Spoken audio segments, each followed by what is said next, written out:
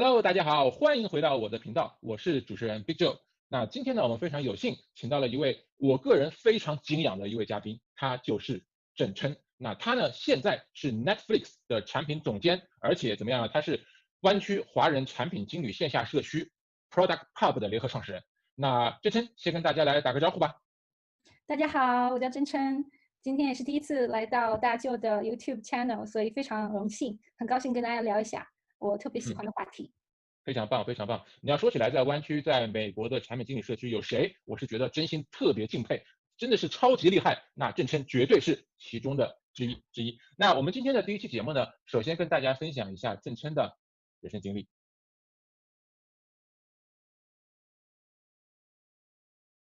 好，郑琛，来，能不能先介绍一下你的生活背景？比如说你是哪里长大呀？哦，我是哪里长大的？我是浙江嘉兴人。嘉嗯兴可能国内的朋友比较了解，就是一个嗯鱼米之乡、丝绸之嗯府，历史也比较嗯悠久，好像有7000多年的历史吧，算是嗯中国的南方文明的发源地之一。嗯然后非常崇尚学习然嗯，后有很多文人墨客辈出的这么一个地方，比如说大家特别好像还熟悉的金庸，啊对，哈哈哈哈，就是我们那儿的，对。好像出过粽子特别有名，对吧？粽子，对，非常注重嗯美食也是一个特点，嗯。对。然后你中国中学是如何度过的呢？然后我知道你当时考入了清华大学，能说说看你的中学的事情吗？嗯，中学的话，其实生活还是比较简单嘛，因为那个时候还是年纪比较小，主要就是3件事情吧。一个是嗯学习，跟很多人是一样的，然后另外一方面我自己有一个爱好，是弹电子琴，所以花了很多嗯，时间在这个上面要考级啊，要练习啊，要比赛啊，要演出什么的。然后第三件事情是哦，完全是自己的自由时间，就我很爱看书，看了很嗯，多那种不务正经的杂书，比如说呢？比如说文学著作啊，这种其实还算正经的，看了很多小说啊、漫画，还有一些就是科普类的。比如说当啊，年就看了《时间之旅》啊，还有混沌力嗯学啊，然后还特别爱看那种什么世界叉叉谜最大最大嗯，的就未解之案之类的东西，就是非常好奇嘛。然后由图书馆就借各种各样奇怪的书来看。所以一边弹着这个琴，考着几级啊？考了我们电子琴的10级，所以后来也没有别的可以更加高的级别啊，可以考。电子琴的顶级的这样一位高中生，然后呢，还是一个热爱读闲书的这样的一位同学，结果后来就被清华大学录取了，从浙江省如此怎么样竞争激烈的省里面这样一个脱颖而出，可以说是让人非常刮目相看。然后后来呢，你在清华之后，你是考入了这个 GD 班，对吧？能介绍一下这个班吗？其实里面有一个小细节，我考入的是中文系。那个嗯，我是进了学校之后再去报考这个基础科学班，因为当时并没有在这个志愿的选择里面，我们都不知道有这个东西，你是进了学文科生吗？校才知道。高中的时候？不是，其实啊，你怎么我会你怎么是在高中是 中文系？OK，我还忘了说了一件事，在高啊，中就是因为闲嘛，还嗯非常喜欢胡思乱想。有一个事情就嗯是考虑将来做什么，然后是有一个文理的纠结，因为我自己比较喜欢文学，但是我嗯读的又是理科，所嗯以后来纠结来纠结去，最后就还是决定了去读那个中文系。但是进了啊。清华之后，又听说了有基础科学班，最后阴差阳错还是回到了理科，所以就是来回的倒腾了几次，对，是对，这么一个过程。因为因为这个班我是知道的，因为我有一个中学同学，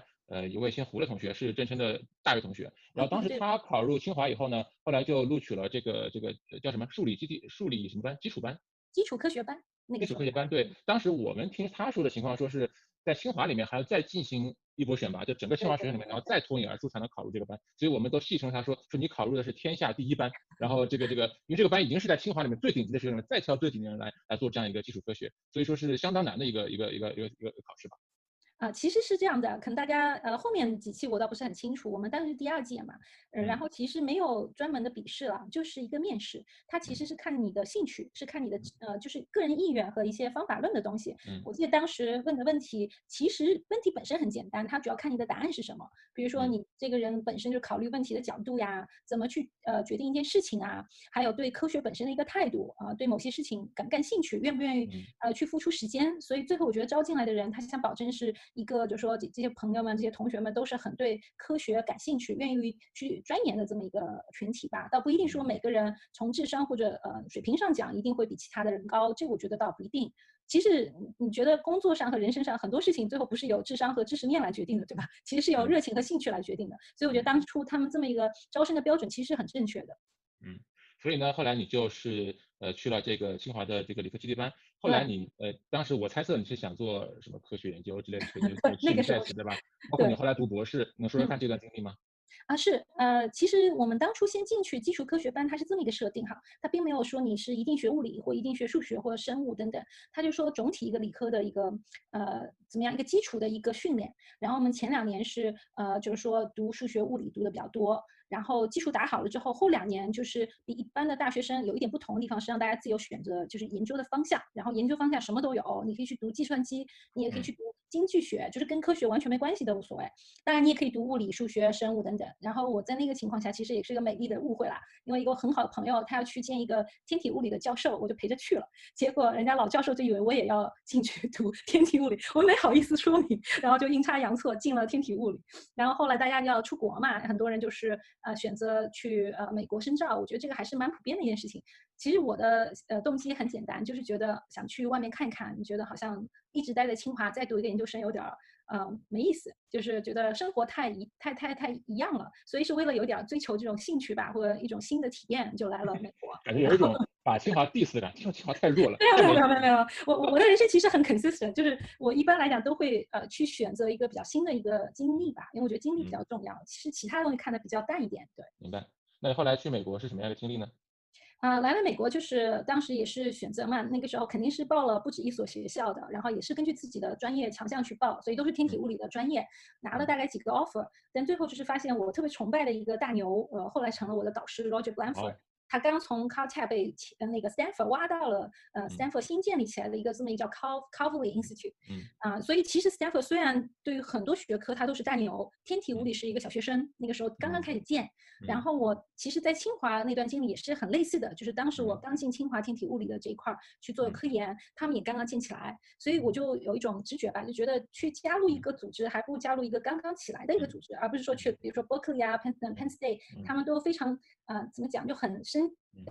久远历史的这么一个天文系，我觉得好像新的这个天文的这么一个组织会更有意思，所以就是因为这2个因素去了 Stanford，后来当时有考虑过斯坦福的，当时因为斯坦福当然天体物理的这个专业研究是一回事哈，但斯坦福由于它身处硅谷，这个其实对一个人的我觉得人生会有很大影响，因为跟你一起耳濡目染的都是硅谷的人，而不是就是其他地方的人。你当时有考虑过这点吗？你有考虑过说，哎，硅谷是我的未来的方向或者怎样？知是知道，但是真没往那个方向想。那个啥比较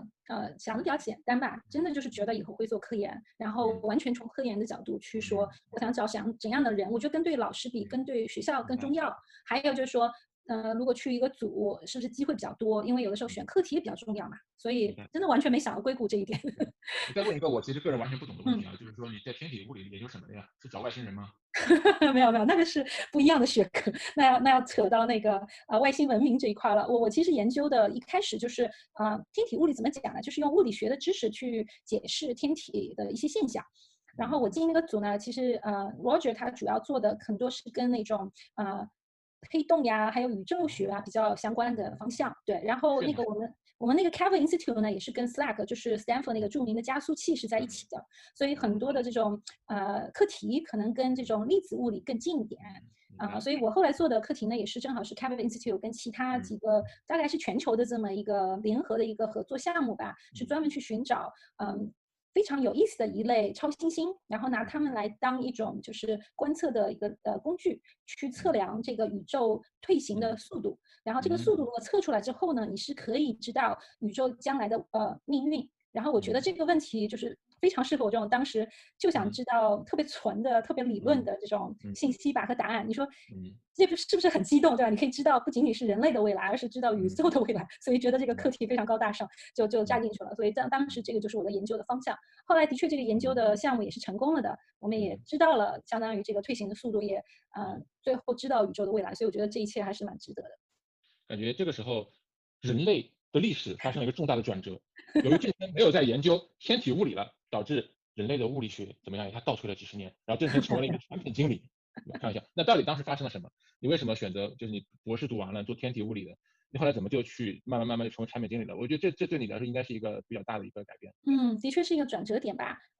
我觉得就说虽然当时我没有考虑到 Stanford 这硅谷的这么一个特质，但是进去之后就发现还是不可避免会被影响到，我觉因为得真的是，真的是因为你身边的朋友嘛，很多人整天就在谈创业，对吧？而且真的对也就遇到几个非常成功的创业者，比如对，说我真是在跳舞的舞场上遇到一个人，后来发现他是 YouTube 的创始人，然后那时候他也是一个学生，然后给我看那个 YouTube 的早期，所以 YouTube 最早期的版本我有看过，嗯我的账号其实很老很老，就 YouTube 最嗯。早的一年建立，就是对，因为这个。我以前那个就听那个阿琳娜曾经说在斯坦福念书，感觉不管什么专业都是 CS。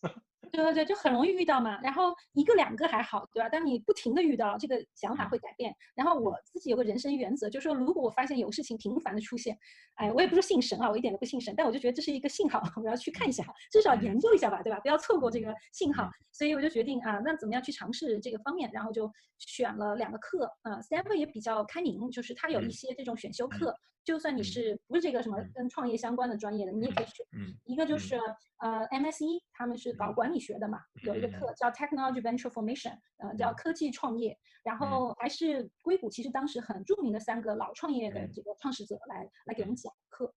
然后另外一个是 Stanford 的商学院开了一嗯个专门给 PhD 学生，就像我这样子的嗯一个夏天的 MBA 快速成班吧，这嗯么讲嗯3个月讲嗯3年的东西，然后我想，嗯哎，这都蛮划算的，只要花半年的时间，我可以嗯，看看这个方向是不是我喜欢的，然后这我就去报了。个跟后来的那个 Ignite 是一回事吗？哎，后来就变成了 Ignite，对，那个啊，就是 Ignite 的前身。我是很有幸参加了第1期，还是试验者，小白鼠，嗯非常试验了一把，嗯。后来觉得还然后效果不错。后来你感受怎么样？就那个时候你是怎么决定说，本来你是要继续做一个天体物理学家，怎么样嗯。去摘得这个诺贝尔奖的这个皇冠，然后在这个时候你就觉得说我不要皇冠没意思没意思，然后就决定要投入到业界呢？也不是啦，我后来发现，我之前就跟你讲过，我进天体物理也是很偶然的一个机会，嗯并不是说一开始想得很清楚我就要去，嗯然后嗯就因为做的还可以，就一直做下嗯去。但其嗯实心里是能知道差距的，就是你那嗯种热情是有级别之分的，对吧？嗯就你遇到一个我觉得还可以，我能做下去的事，和遇到一个哇我好喜欢，我可以嗯晚上不眠不嗯休去想它的事是不一样的。嗯，OK，然后刚才说的那2个课，我就是因为我们也做项目嘛，我就发现嗯哇，真的可以就一晚上不睡觉，跟团队一起想这个产品的事情。嗯我就真的非常喜欢，好像上瘾了一样，有那种真的是上瘾戒不掉的感觉。那个时候我就知道哦，找到真爱了，那没办法了，只能就突然觉只能自强真爱了。得还是要进入到互联网这个领域了，对吧？对，就有点就是我要去工业界这么一个想法。当时他还没好，说互联网啦，其实我有嗯先去看一些其他的行业，比如说 management consulting，就是那个咨询行业，大因为肯西什么的，因为我不知道我要去哪个行业嘛，但我心嗯里是知道我要去做商业方面的事嗯情的，嗯，所以那个大方向是蛮确定了，然后后来你就怎人么来，生就改变了。后来怎么来谷歌的呢？怎么成 PM 的呢？谷歌也是怎么讲？它不是我第一个申请的公司，其实我嗯一开始是在申请咨询公司，然后那嗯一年是2008年，大家嗯知道2008年发生了什么事情，对吧？经济嗯危机，所以有的时候嗯，个人的运势也是会受世界的运势的影响的，没错，所以就是面试啊什么各方面没有进行的像我想象中那么顺利吧，本来就很难，嗯嗯说实话。嗯嗯，后来就是整个像 McKinsey 那一年就招了1个人，哇，那就很难进去嘛。嗯对，然后同时我就在考虑，就说有没有其他机会，那就是有点求爷爷告奶奶了。然后嗯那个时候正好就是遇到我的真命天子，我老公那个时候，嗯然后他在 Google，然后我还不知道 Google 具体会不会要我这样的人，因为我完全没有，就是说我上过 嗯 CSC 课，但我不觉得自己是搞软件工程方面的人，所以也不知道我适不适合。那他就说，那我帮你去递简历看，然后他递进去了，然后他们就面试了，然后我就进了，所以也是然后他把非常你也搞定了，把你搞到手了。对对对，他也把我搞进去了，所以非常偶然的一件事情。嗯而且最好玩的是，我当时面试的时候，其实是一问三不知的，我觉得也挺诡异的一件事。他们问我专业问题，我啥都不知道。我说啊，我是刚毕业的啊，我不了解啊，这个什么 data warehouse，什么 Oracle 我没用过啊。然后他们说，那我能问你什么问题呢？我说那你看你能问我 puzzle 吧。然后他们就问我一堆 puzzle，结果我都答出来了，然后就把我招进去。嗯，就是靠智商碾压，就是专业知识并不知道，智商碾压直接进 Google，对吧？我觉得还是比较幸运，这个是有的，我也不知道怎么进去的。非常有的。就是 Google 有的是会，就是说招一些就是特别是毕业生嘛，就觉得这个人很聪明很有潜力，我觉得是完全有可能的。但是你来的时候其实并不是 PM，对吧？然后当时是怎么就过渡成 PM 的呢？对，我刚进去的时候是一个，我觉得在 Google 已经没有了的一个工种，它嗯是叫一种商业系统分析师，嗯然后叫分析师，但不算 data scientist，因为那时候也没嗯有 data scientist，就是数据分析师的这么一个概念，对吧？我们嗯是挂靠于工程师的那个 ladder 里面的，嗯所以呢，我的同事就分2种，一种是编程的，还有一种嗯是做分析的，然后可以选编程，也可以选分析的。然后嗯老板让我选，我就看一下，哇，基本上嗯我10个里面9个同事是做编程的，1个是做分嗯析的。那我说就选少的那个吧，然后我就去做分析了。嗯然后老板说那你干什么呢？对吧？反正我什么都不会啊。那我说我就去问问看，看看大家要我干啥。然后工程师们就跟我说啊，这个我需要你去跟用户沟通一下，因为我们组是做内部工具的，我不想去跟他们聊，你去吧。然后我就去了。然后另外一个说，我这东西做好了，你怎么把我发布出去啊？你 figure out 你自己想出来怎么去发布啊？我就去发布了。然后慢慢的就我干了，基本上我的工程师朋友们都不爱干的事儿，就无形当中把自己变成一个 PM，我还不知道。有一天也多亏我老板就跑过来跟我说，真是你应该转行了，你现在基本是一个 PM 的。就先做了 PM 的事儿，对吧？比如说对的跨团队沟通啊，获得这个用户的反馈啊，然后定义产品啊，然后让工程师干活啊。老板说，哎，我觉得你做这是 PM 事儿，对吧？然后后来你就怎么就转了吗？就转 PM 了。对，然后我就转 PM 了。然后转 PM 的时候还需要，其实是要2个 PM director 给你写推荐信的。我老板也不是 PM director，还需要你有工作的经历。然后工作经历当然我已经开始积累了嘛。然后后来我就是边转主编变成这个 PM，我就进了一个 Google Shopping Express。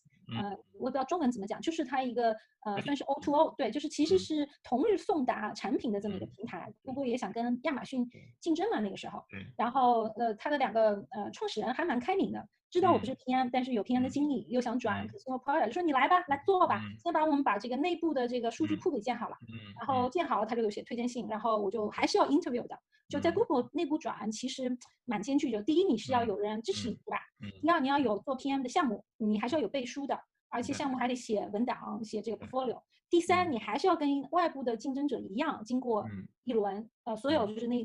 该问的问题都得问一遍，然后每个人都给你打分，这3样都通过了，你才能过。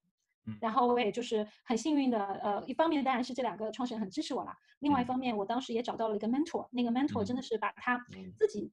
怎么样在 Google 转成，他是从 TPM 转成 PM 的经验全告诉我了，然后我是被他一手带出来的学生，然后还是不负他的所望，最后就转成功了。对。好，关于这个怎么内部转 PM，我们下期节目再详细讲。接下来继续回到你的经历哈，那你在 Google 做了几年这个产品，然后当时做的是什么来着？我记得你是做 Search and Discovery 的是吧？就搜索与推荐。这是最后在做的。我其实当时就进那个组嘛，那个产品组它其实是刚刚开始，所以东西很多。我先从把它的后台数据库建立起来，然后做它的 reporting platform，然后后来又开始做它的这个 consumer 端，就是你买东西要有一个平台嘛，对吧？然后就是从 web 做起，再做 mobile 的各种各样的 feature。再后来它还有 operation 的东西 ，operation 也是有 tool 啊，也有 process flow 啊，这些也去做。后来大概做到我在那边待了3年呢，大概做到最后1年半的时间吧，也正好是一个契机。他们本来主管搜索的一个人离开了，去了 Google X。然后他们就没有这个 PM 了，就说，哎，这是你有那个 technical background 就去吧，然后这样我才可以做 search and discovery。因为这个我感觉跟你后来的很多经历就开始产生一些联系了，对吧？是的。那这个关于这个就是 search and discovery 或者我们叫 recommendation，就是推荐系统或者排序系统问题，我们在后面几期节目再详细说。好的。关于业务方面的分享。现在继续回到你当时的这个经验，你在 Google 做了一段时间之后，那据我所知呢，你后来就换了几家公司，能够简单的讲讲看当时换了一些什么样的公司吗？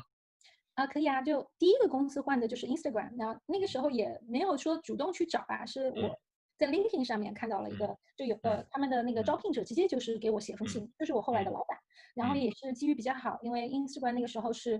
一个创造者的平台，做的都是这种 creation tool，它没有推荐系统，没有就是特别完善的这么一个产品团队去做。需要你。正好需要他其实就要挖一个 Google PM，他也不知道挖什么人，然后可能他发了很多信，只是我回了。然后我那个时候也的确觉得在 Google 待了6年了，觉得差不多了，也可以看看别的机会，然后就去面试了，然后就对吧，就对上眼了，然后就去了。然后那个在 Instagram 是待了1年半吧，1年半的时间。其实本来是想多待一段时间的，但是 Instagram 那1年半其实发生了很多的事情。有一个事情呢，就是我的组慢慢的从Menlo Park 搬到了纽约，我也是做了远程的 PM 做了很久。然后我们整一个组从一开始做那个搜索还有推荐，到后来开始做那个 feed， 就是信息流，也就是 Instagram 的第一个 tab 嘛。对，信息流的 ranking 就很重要。对，从排序又做到了信息流整个的产品产品的这个体验，再做到后来 Instagram Story 的 ranking， 所以整个组就越做越大，真的就是高速发展。我也没有想到会那么成功，然后很快我的 engineer 团队从一开始几个人，我去的时候只有4个还是 borrow 的，也就是 -4， 到最后变成那个我走的时候是40个人，然后我就一个 PM 顶着。就抵不过来了嘛。到后面就是一句话，你去不去纽约？不去纽约的话，他们得再找 PM，所以因为这个缘故我离开了。然后后来就又回了电商，那之后就是在 Facebook 做电商做了一段时间，也因为做电商的原因又去看到了 Wish 这个机会，因为大家可能知道一点，业界的人 Wish 是 Facebook 的第一个ads 的这个顾客嘛，整天在上面投广告，所以内部是看得到数据的。我也是对这个公司非常的敬仰，然后正好他们也来找人，然后就又对上了，我就去了 Wish。最近是那差不多1年前吧。因为我在 Wish 做的事情其实比较杂，并不是完全做 machine learning 的，基本上是 general， 对，也是 general manager 这么一个 role。所以做了一段时间后，我发现我还是蛮想念 machine learning 这块的。然后 Netflix 正好有这么一个机会，就我又回来老本行了。所以你就看我就来来回回倒腾，一会儿从电商到 machine learning，一会儿从 machine 回到电商。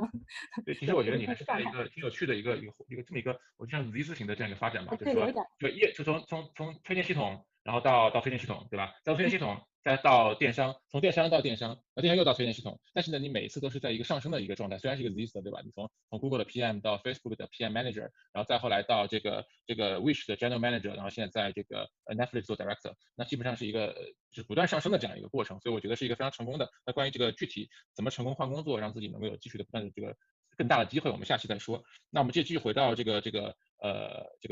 你的经历哈。那我们今天节目也差不多了，但这个就有些我跟这篇其实有很多缘分哈。首先我说过了，我的中学同学是你大学同学，然后我们2个人当时其实在 Google 有一段时间的 overlap 的，就是你在 Google 做 PM 的时候，我也在 Google 做 PM，但那个时候其实我们并不认识。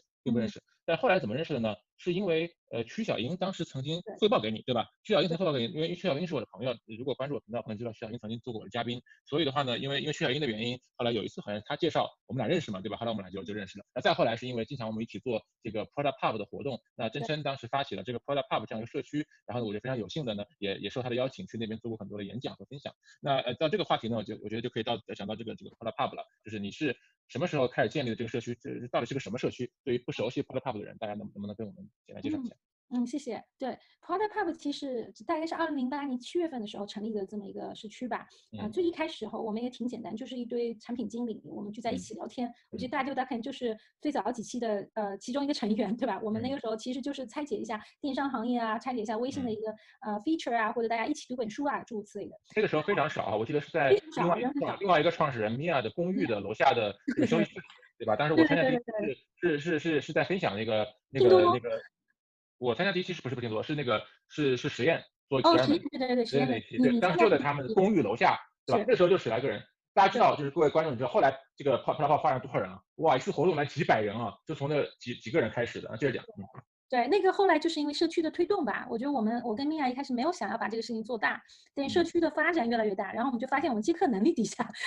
经常这么说，哇，要想来的人有100人，我们却只有几个位置怎么办？然后就没办法，只能去找场地啊，然后就慢慢的一点点把它做大起来。然后我觉得幸运的是，就是很早我们就发现有这么几个人，我和米娅、海默还有小坤，非常的对这个事情上心，然后大家愿意做一个就是小组吧，然后而且用产品的思维去做这个社区，所以就滚雪球一样把这个社区做大。那现在我们也有成立一个公司，就变成一个 non-profit 非盈利的组织，同时有一个比较明确的宗旨，就是说我们是希望帮大家做成一个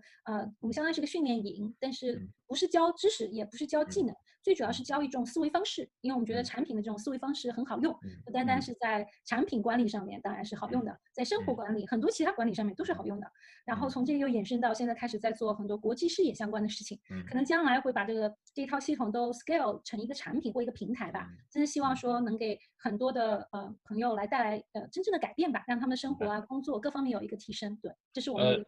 就是对于这个就还不熟的人来说，你怎么跟他们稍微介绍一下？比如说 Product Pub 现在主要是什么形式的活动？然后一般多少人参加？主要是些什么样的内容？我们现在就是它是还是说一个产品社区吧。我们讨论的很多话题是围绕着产品来的，然后形式很多种，我们大概10几种的不同的形式，有一些就像这种采访的啊，或者教授的这种形式，也有一些是 workshop， 就是大家在一起可能做一个训练营，然后我们现在手把手的让你去学习某种思维方式或某种技能吧。也有一些是跟公司做的合作，是帮初创公司去诊断某一个方面的案例，或者他们真的实际一个问题，这样大家有实操的经验，初创公司也可以得到就是这个产品社区的人的一个集体智慧的一个反馈。对，所以这些东西我们都有尝试。然后最后一块也是有跟很多兄弟的社区啊、组织啊一起做一些可能有一定主题的活动，像最近我们一直在搞跟疫情相关的，因为我们在帮前线的医护人员募集资金，帮他们购买医护的防疫的物资，让他们可以得到一些安全的保护吧。所以这些都是我们做的比较多的。然后平时来的人大概至少有100人吧。然后有的时候我们如果直播，像最近尝试了一个直播，在国内做，现在达到40万的在线，所以也是我觉得这个范围很广，看我们的话题和合作的平台。对，有些平台比较多人，有些平台就比较少。既然说到这个地方了，那观众肯定一定很有兴趣，就是如果他有兴趣参加，怎么可以参加呢？当然你可以找我们的网站，就是 www.productpub.org。这个到时候小助手可以打个字幕，大家可以没错，我们会把它放在去 字幕上，然 subscribe。后对，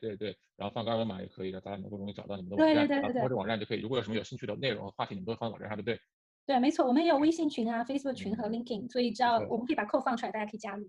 对，因为我个人也是在蛮早就参加了 Product Pub 的活动，只是我一直没有作为管理的这样人员加入，但是我经常作为 speaker，作为演讲嘉宾的形式加入，参加过很多次。我觉得是硅谷华人的一个线下的做的非常好的一个产品社区，主要是很多的演讲家，包括管理人员，包括郑晨水平非常高，然后参与的人也非常有热情，所以说对产品有兴趣的小朋友，我觉得是非常的推荐参加这个社区。谢谢谢谢。好，今天的内容就到这个地方。我们今天主要讲了郑琛的这样一个个人经历。大家从个人经历可以看到，我为什么说我个人对像郑琛的这个非常的敬仰呢？就是我是觉得郑琛无论是智商还是情商，都可以说是绝对的 world top 世界顶尖，而且呢又是天体物理 PhD，又是超顶尖的产品经理，然后同时呢还做了这个湾区最强大之一的这样的产品经理社区，所以我觉得是非常值得学习的这样一个对象。那么如果你也这么认为的话呢，我们接下来2期会继续的讲关于这个郑琛的很多分享，会首先讲很多个人能力的方面的分享，在后面呢会讲一些关于业务方面的分享。好，那么千万不要错过。那么我们这节目就到这个地方，然后在页面上大家可以看到有一个二维码，那么请大家扫码就可以加入我们的频道的观众群。那么在观众群里面我们会有各种各样的分享，关于产品经理、关于个人成长、关于职业发展等等之一。那如果你喜欢我们的节目的话呢，请怎么样呀？请给我们点赞，以获得更多的这样的一个系统推荐。如果能够怎么样呀？订阅并打开小铃铛，在 YouTube 上就不会错过啦。然后在这个哔哩哔哩上如果能够3连，那就更好了。那么我们下期节目再见。郑琛，我们跟大家说个拜拜。拜拜，下期再拜见。拜。